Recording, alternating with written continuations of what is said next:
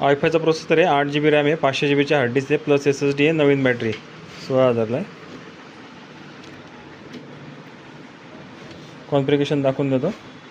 Wifi processor, 8 GB RAM, 64 bit operating, Windows 10 single language आहे, 2024 तासाचा latest update आहे. 465 500 GB hard disk plus 128 GB SSD आहे, नवीन battery पण इश्यू आहे. वायफाय वगैरे चालू आहे, वेबकॅम वगैरे चालू आहे.